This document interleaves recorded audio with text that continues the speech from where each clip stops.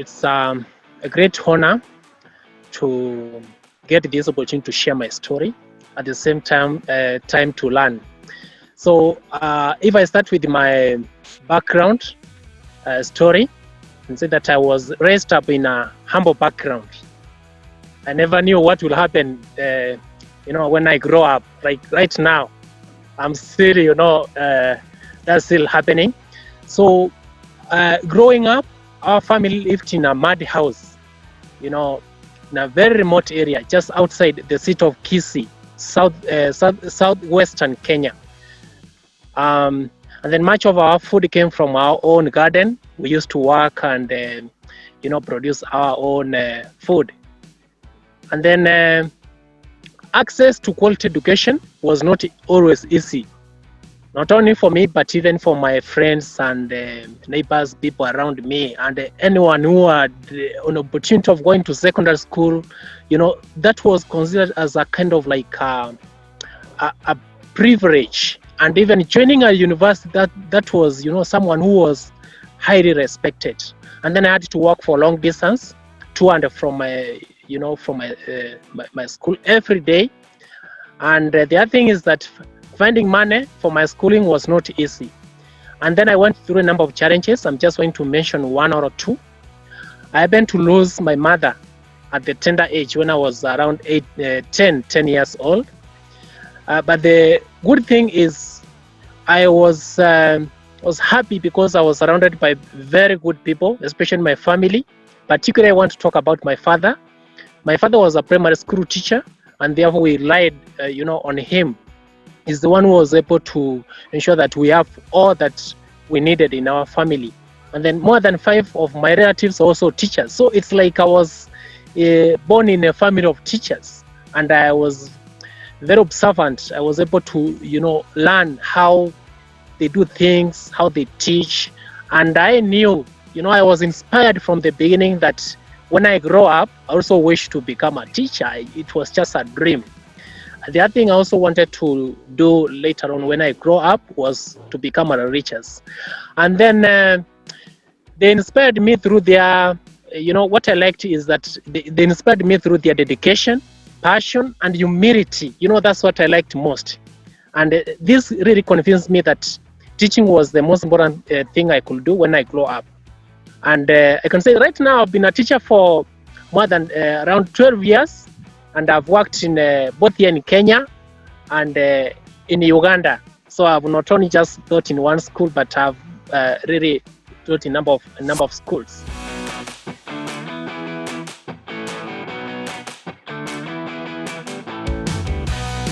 If I may say just a few challenges that our school face is that when I joined the school where I'm working right now, I was able to observe that they have limited resources, like kitchen, dining hall, the library, and so on and so forth. And there was overcrowding the classrooms. Like you may get even 60 to 80 students in one classroom under one teacher. And then that's also brings us to another challenge of shortage of teachers. And then there was also poor internet, even right now. But right now, I'm so happy that many things are happening. We are getting some people coming to do something about internet connection. And then majority of the students, over 95% of them, come from very poor families. Food insecurity is a big challenge. And students also have to walk for long distance. The way I used to walk when I was, in school, the primary school or secondary school, they also walk for up to 7 kilometers trekking. And then we have those who are orphans, raised by one parent. Majority are orphans are raised by one parent. And we also have other challenges like drug abuse, teenage pregnancy, school dropout, early marriage. But these are challenges which we, as teachers have observed all over like Africa and even the other countries I've gone to. The students go through a number of challenges, and therefore, but we just have, that there's something behind the challenges. We are able to, see hope. There's something that can be done, And that's why teachers, I believe that teachers we are very creative. We are able to come up with the ways. And therefore, as an individual, I was able to be touched by those challenges, and I was able to really be able to address them and do a number of things to ensure that I don't see these children going through what I went through when I was growing up.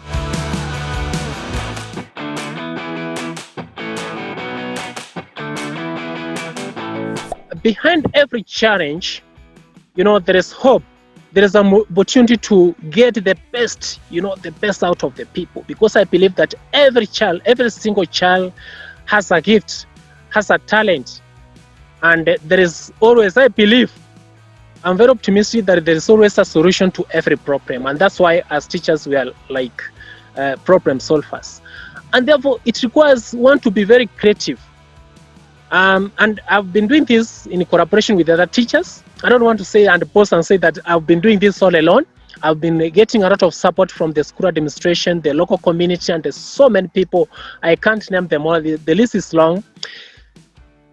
But it requires change of mind, being creative, coming up with the ways and the best practices to give these children hope so that they can be able to, the best can be able to come out of them.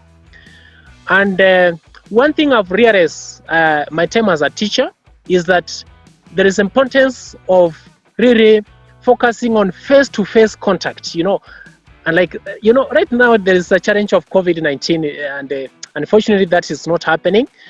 There's no face-to-face contact, but I can say that face-to-face contact is so important. And then apart from that, there is a need also to focus on social activities. And that's one of the things I focus on, social activities, so that these students can be also, you can be able to engage the students in a number of activities. And then the other thing that I do is also ensuring that they have enough resources.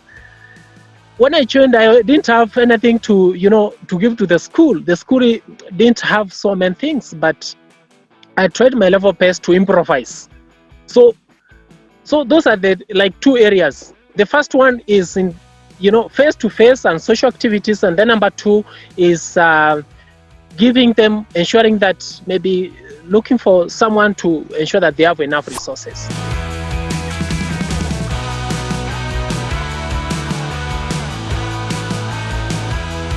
When I looked at these children, I thought that it will be great if I create clubs in collaboration with other teachers. So I created clubs. We have clubs like the Science Club, there's Peace Club, promoting peace and unity. So I've been a patron for those clubs for quite a number of even the other schools where I've been teaching. I like it because I know that's what students really like. So Science Club, Peace Club, and then there's also another one introduced in my current school, Talent Nurturing Clubs, to bring out the best in our students and give them hope and build their self-confidence, because I realize that the students, majority of them are like low achievers, and they believe that they cannot compare themselves with those students who join international and the national schools, and therefore this was a way of building their self-confidence.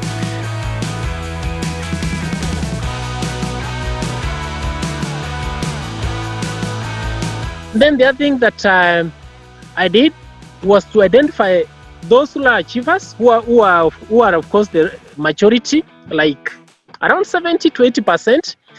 And then in collaboration with the other teachers, we have been giving them, specialized kind of attention, giving them one-to-one tuition, even at times visiting their families at home, so that you'll be able to identify the problems they face.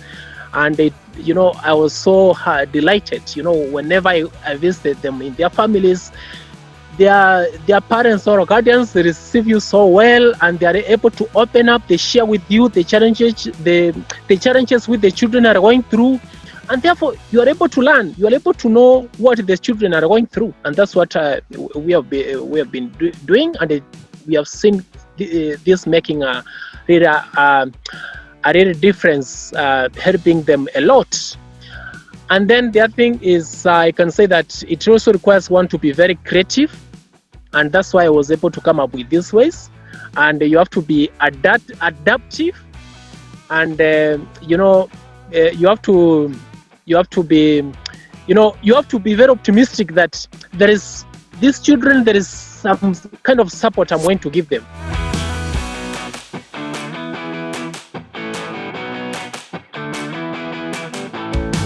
And then if I come to the second one, in terms of the resources, I've said that every child, for learning to take place and for any meaningful teaching to take place, there's need to have quality resources.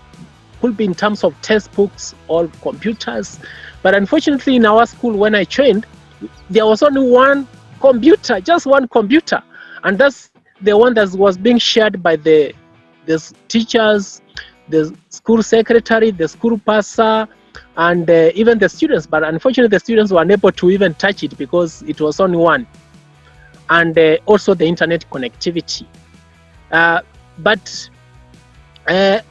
One of the ways on how I improvised, to deal with this challenge was to go to the internet, cafes, to get, download some materials and save that into my drive, and then later on, I go and use it in, I use it whenever I had some sessions with the class, and I was doing this with the help of, a mobile phone. And then I happened to talk to some stakeholders. They donated a projector and one more computer. So I was able to, use this to make, to facilitate learning. But I know that, technology is not just, you can't put technology there and then think that teaching is going to take place. So that's why I'm saying that as teachers, we have to be very creative. You have to use it in a very good way for it to make, for it to be meaningful. And that's what I've been doing. And I've seen students really enjoying whenever I use technology. They like it very much. And even right now, I'm trying to ensure that our school is connected with the internet. And of course, there are so many people who are willing to do that. And but generally, I'm doing this because I've seen that students really like this very much. They become interested. And like when you are just there, telling them about let's say you are talking about you are showing them an experiment on division, and you are talking about they can't visualize, but if you have some animation simulations or many which I was able to download, this was able to make learning lively and really make students really be interested in learning. And then the other thing that was able to help students, this kind of technology was able to help students to do research, because I was engaging them in club activities, and they were doing some research. So they were becoming ambitious with their projects, and that's why they were able even to learn like simple programming using like Arduino language, and they were able to defeat even the other students from other schools who are in those top schools. And that's the trick I was using, just technology and ensuring that I give them close mentorship, working with them, believing in them. And when you believe in the students, they'll be able to learn it, and they'll be able to also feel that their teachers are appreciating them, and so they'll be able to work so hard.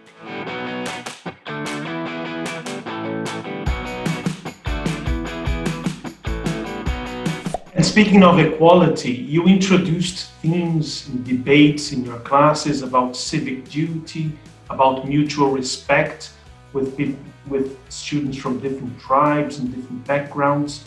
How did your students respond to this mutual respect and this kind of something that turned into their homework, and then they were able to take this to the whole community? Yeah, so I can say that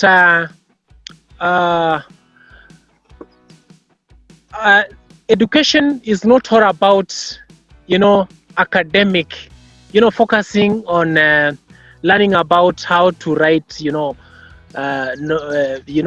the digital knowledge, about the literacy, about the academic, about grades, scoring high marks. It's also about, promoting peace and harmony. How can people work together? How can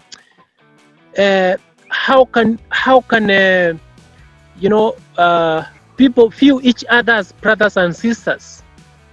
Because we were not born to live alone in this world. If we were born to live alone in this world, then we could not have existed. We could not have come into existence. I believe, therefore, there is a need to also bring that aspect of learning on how to live well with others. And there's a need for bringing diverse communities together. And therefore, that's why in my teaching, I don't just focus on those grades and just students graduating and then going to universities, just that, no. Because I know, yes, they will get jobs, and then the employers are not going to believe in them. They'll be left with the money and the finances, and then after a short time, they will steal, there's theft, there is what. So for them to keep that job, for them to live well with others, there is a need for the integrating the soft skills, those moral aspects, for them to, appreciating each other. And therefore, that's why I engage them in those number of activities. And, we have the debates, and students appreciate them. They appreciate them because, they're able to see the meaning of education.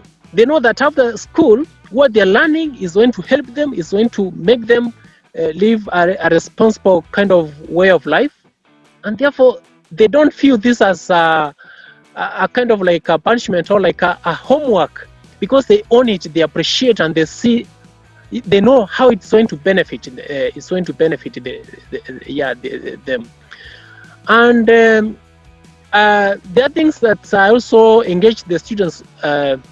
Besides just teaching maths and physics, I engage them in a common program for worship, because I've said that students come from different religious backgrounds. So I engage them in that so that they'll be able to appreciate, they see that they belong to one group. They are all, one people. And then there's also Peace Club, as I have mentioned. Then there's also engaging them in science activities, working in science projects as a group. And therefore, through this, they are able to learn those other soft skills. Like I've said, collaboration. There is a need to appreciate each other contribution. They are able to, so generally I can say that they are able to learn those other things which are not only just written in books about I can call them they are called the hard skills.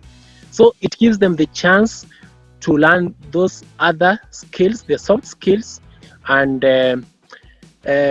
I'm very optimistic that they'll be able to prosper later on in life. And I've seen quite a number of them who are doing so well. They are very disciplined, and they are able to, they are able to have that perception about what life is. And therefore, you can easily tell that education has made a difference in them. And therefore, that's why I believe that it's part and parcel of education, not just academic.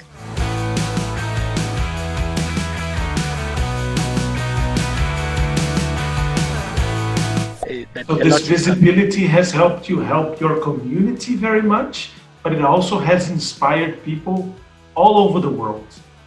And I would like to finish saying that here at Hotmart Masters, we would love to hear your tips on planning and time management, because you have shown us that you do a lot, right? You give lots of talks, you talk to different companies, and you teach and you prepare classes. How do you plan? How do you do all these things? How do you plan your day? Yeah, so I can say that I believe as teachers, there's so much that we do. Teachers do a lot. Teachers, besides just going to class just to teach, there's so many things they do at the background, and therefore that's why, to me, I believe that teachers are superheroes. Teachers are destiny enablers. They are they transform the society, and they enlighten the society to solve so many challenges. Right now we have so many challenges that the world is facing. We have the climate change. There is overpopulation. There is the fourth industrial revolution, and it's often a teacher who can really enlighten people, who can help in solving all of these problems, just besides just going to class. And imagine doing all of these things at the same time. It's very tricky, and therefore there's need for time management, proper time management, knowing how to plan well, how to manage your time well. And proper time management is about prioritizing, giving a priority to what matters and sticking to the schedule. Coming up with a schedule, you have to have a timetable program of what you want to do, and sticking to it. You must have some discipline. And even many people ask me this question, but I can say that it's just about just being organized. So one of the things, maybe the first thing you need to do is for you to manage your time well and plan. The first thing you need to do is make a list of all the things you want to do.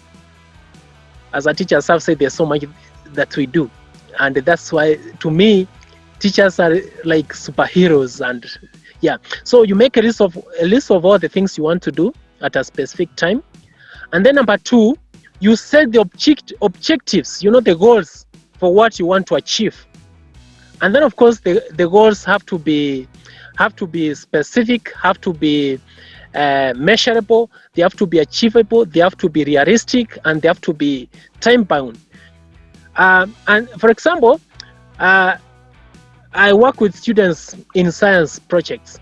So one of the objectives, I can say that I want my students to be able to program using simple Arduino language within a month, and be able to collaborate, work together as groups to design a temperature sensor, and later on be able to present to the other students or to explain to me what is happening. So that could be one of the goals. And then apart from setting goals, you need to prioritize on the most important things. At times everything appear to be important, and you wonder what should I start with? So you have to give a priority, what is more urgent, what is more important. So that matters a lot, giving a priority to the most important things. And then apart from that, there is a need to have a schedule, a personal schedule. The schedule which I use may not be the same schedule which will work elsewhere with another person. So you have to understand that environment with the challenges and what the needs of the students, like what I'm doing, the needs of the people there. So you need to have that schedule of what you want to accomplish. Of course, for you to design that kind of a schedule or a timetable or a program, you must have you have to be very creative. You have to work with other people. You consult a lot, so that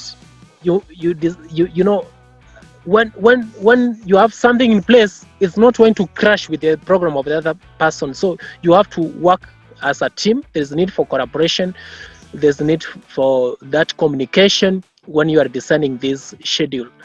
And then apart from the schedule, there's a need to also have some leisure time for rest, time to relax, so that you don't have some burnout and then you feel like, oh, what's happening here? Like even myself right now, I'm going to do some jogging. I like jogging a lot. So it helps me a lot to, give me more energy, and that's why I manage it. And then there is a need for discipline and dedication. Yes, you might have everything with you. You might have a very good timetable, schedule, but you are not following it. And therefore, there's a need to stick to that schedule. And at times, you may get a lot of invitations. Like I have so many emails, people wanting me to give talks and what. So at times I have to learn to say yes. I have to learn not to say yes all the time. I have to learn how to say no. At times saying no is hard, but you have to learn how to say no at times. And that's with the aim of really sticking to the schedule, because there is so much, there's something to be achieved. And then lastly, when I talked about there's need to stick to the schedule. Yes. And really learning not to say yes all the time. And then lastly, there is a need to review and reflect what you have done. So there is, always you have to review your schedule to confirm whether all that you had planned, what's on the schedule has been accomplished. And therefore, you'll be able to recover the lost time. You'll be able to learn what went wrong. So there's need to review and reflect all the time, because at times the plan, what you plan is not necessary, doesn't match with what happens on the ground, with the reality, what actually happens, because some things, some factors and some due to some situations may arise, and things may not happen, and therefore there's need to really review and see what was not done and be able to recover. Brother Tabichi, thank you very, very much. It has been an honor, privilege to talk to you. You are an inspiration here at Hotmart Masters. We need people like you to inspire us to do what we love, to teach and to encourage other people to teach, and to really become a community that inspires other people and encourages people to know, to do what they love and to teach what they know. So I want to thank you from the bottom of my heart for taking the time to be here with us, to inspire us and to teach us.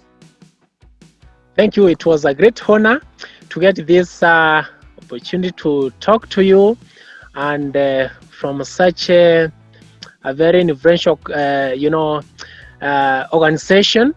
And I like and appreciate what you do, promoting learning and teaching education, and what you are doing is great. And just pray for you, and that I wish you are the best in what you are doing. So it was a great honor and privilege for me to get this opportunity to share my story with you.